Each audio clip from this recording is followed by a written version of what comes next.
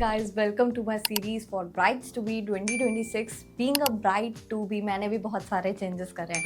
Skin care, hair care, body care, self care, सारी चीज़ें एक कंप्लीट रूटीन में बताने वाली हूँ. Without a further do let's get started with the video. Skin care अगर अभी से स्टार्ट कर दोगे तो बेटर है, क्योंकि काफ़ी लोगों ना एंड में स्टार्ट करते हैं और वो पर्जिंग फेज भी स्टार्ट हो सकता है आपका, क्योंकि काफ़ी चीज़ों सूट करे ना करें. एंड मोमेंट पे मत स्टार्ट करो. अगर करना भी है तो एटलीस्ट 2 महीने पहले, 1 महीने पहले स्टार्ट करो, ताकि वो चीज़ से ना आप ओवरकम कर पाओ इन केस अगर आपको सूट ना करे. लेकिन मैं आपको बिल्कुल बेसिक प्रोडक्ट्स बताने वाली हूँ.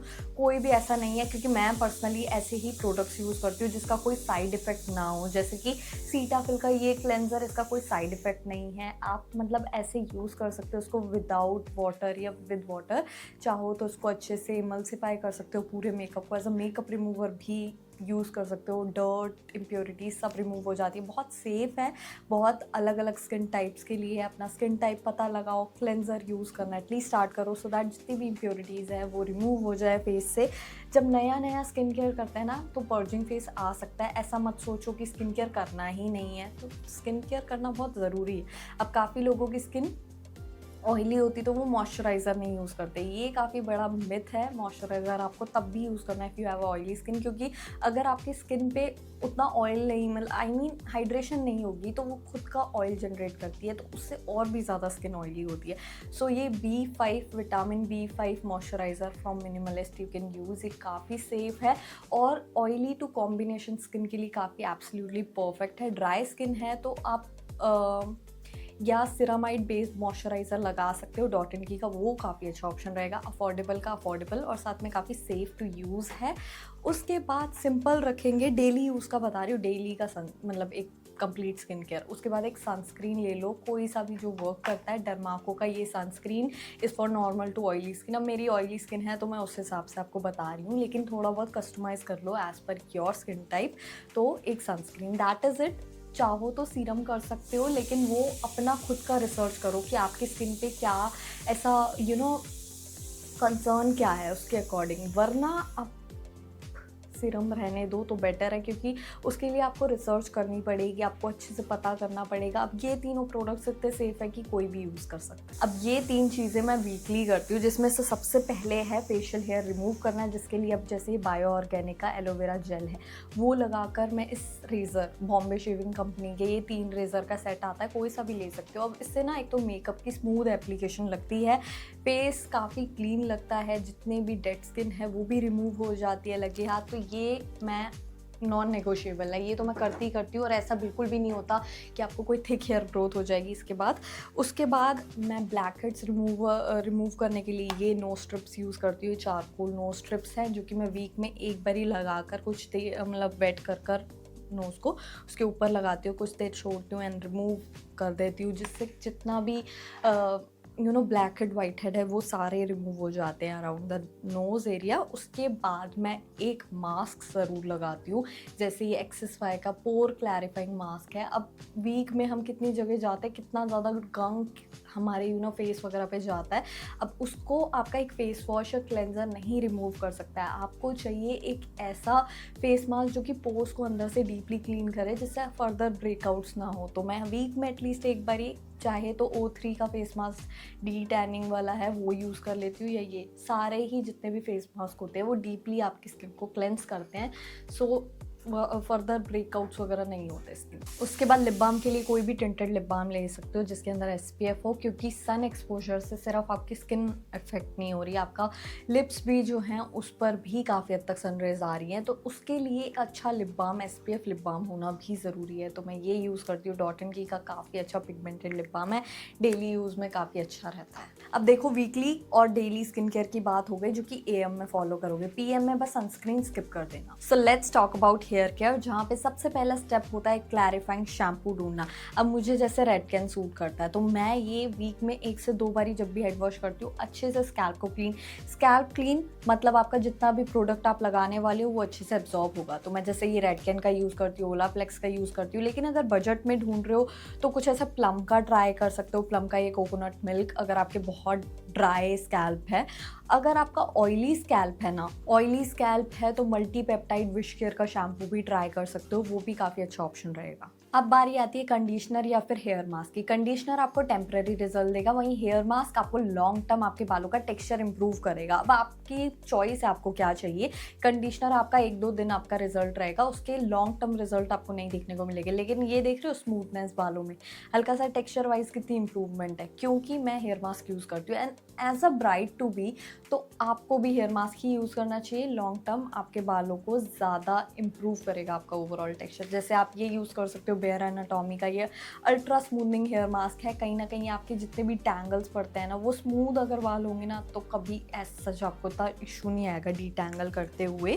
या फिर आप कोई बी ब्लंट का मास्क ले सकते हो, लॉरियल का। मेरी कंप्लीट वीडियो आप चेक कर सकते हो, आपको आइडिया लग जाएगा थिन बालों के लिए कौन से होते हैं, थिक हेयर टाइप के लिए कौन से होते हैं, ड्राई एंड्स के लिए कौन से होते हैं। अलग अलग कैटेगरी में मैंने अभी रिसेंटली अपलोड करी है, वो वीडियो चेक कर सकते हो। उसके बाद जैसे ही हेड वॉश कर लेते हो, वेट लेंस पे आपको एक एंटी फ्रिज सिरम लगाना है। मैंने बहुत सारे ट्राई करे हैं, मुझे पर्सनली बायोलॉज बहुत पसंद आया है। चाहे आप ट्रेसेमे का भी ले सकते हो, एक ब्राउन सी बॉटल आती है, वो भी बहुत प्यारा है, ये भी ट्राई कर सकते हो। वो तो मैंने कंप्लीट कर दिया था, उसके बाद मैंने यही ट्राई करा है।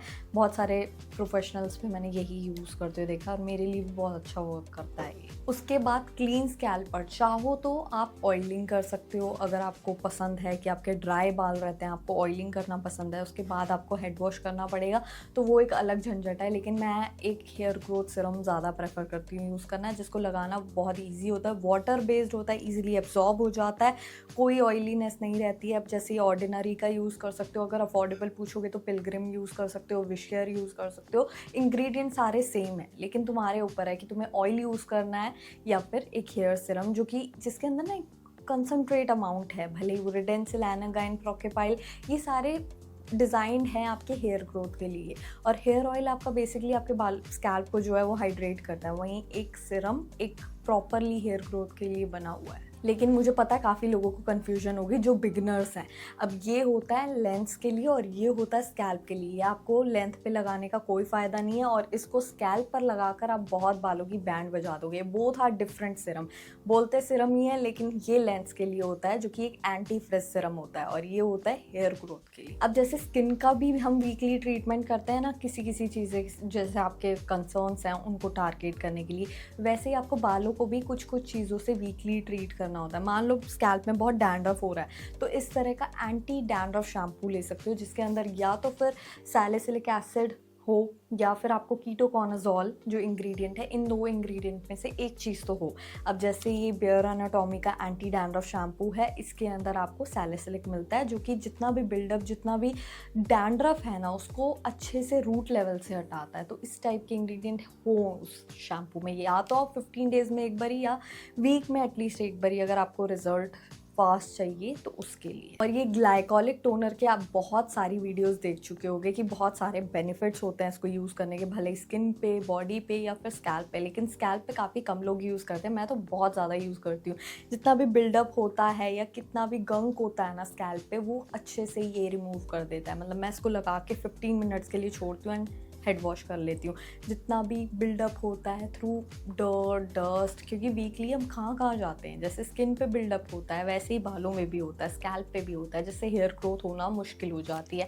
सो हमेशा मेक श्योर करो स्कैल्प एकदम क्लीन हो कोई भी इंग्रेडिएंट लगाने से पहले। और अगर स्कैल्प और लेंस दोनों ड्राई है ना, एक बारी जॉनसन एंड जॉनसन का हेयर ऑयल लगा कर देखो, मतलब लेंस पे भी और स्कैल्प पे भी, तो इससे ना काफ़ी हद तक ऐसे ग्लास फिनिश आपको देखने को मिलेगी हेड वॉश के बाद। मतलब बहुत हाइड्रेटेड आपका स्कैल्प भी लगेगा और लेंस भी लगेगी। काफ़ी अलग सी मुझे शाइन देखने को मिली। मैंने भी ऐसे सडनली ट्राई करा था, तो मैंने बहुत डिफरेंस देखा कि मैनेजेबल हो जाते हैं बाल इसको लगाने के बाद। वीक में या 15 डेज़ में एक बारी ये ट्रीटमेंट भी आप ट्राई कर देख सकते हो, बिल्कुल सेफ है। अब आता है self care plus body care. अब बॉडी केयर, सेल्फ केयर कुछ भी बोल लो, लेकिन मेरे लिए जो सबसे मेन चीज़ इस कैटेगरी में आती है वो है ओरल केयर, जो काफ़ी लोग इग्नोर करते चलते हैं। Brushing your teeth twice a day is non negotiable. Still अगर आप नहीं कर पा रहे हो ना, एटलीस्ट हर मील के बाद वॉश ऑफ कर लो, एटलीस्ट गागल कर लो नॉर्मल पानी से ही, तो उससे भी जितना भी स्टेन नहीं आता है, काफ़ी हद तक जितना भी आपका बैड बैक्टीरिया कलेक्ट होता है वो काफ़ी हद तक वॉश ऑफ हो जाता है। लेकिन एक चीज़ जो काफ़ी लोग स्किप करते हैं जिसकी वजह से बैड ब्रेथ आती है,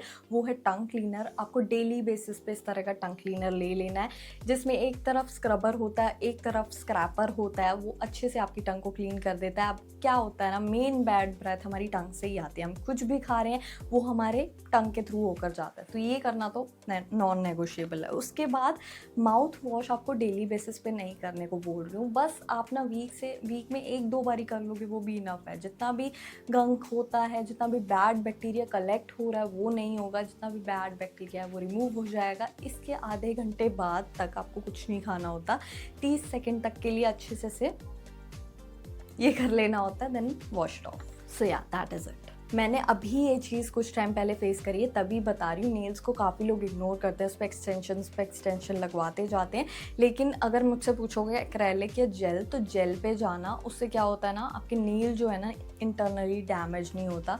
काफ़ी टाइम तक मैंने ये फेस करा है लिटरली। तो मैंने ये चीज़ देखी है कि मैंने जब से ये क्यूटिकल ऑयल लगाना स्टार्ट करा है ना, तो ग्रोथ भी बढ़ी है मेरे नेचुरल नेल्स की, उसमें स्ट्रेंथ भी आई है, ताकि वो जितने भी एक्सटेंशन वगैरह हैं वो झेल सके। वो कहीं ना बेस बहुत स्ट्रॉन्ग हो गया पहले से, जब से मैंने क्यूटिकल ऑयल लगाना स्टार्ट करा है।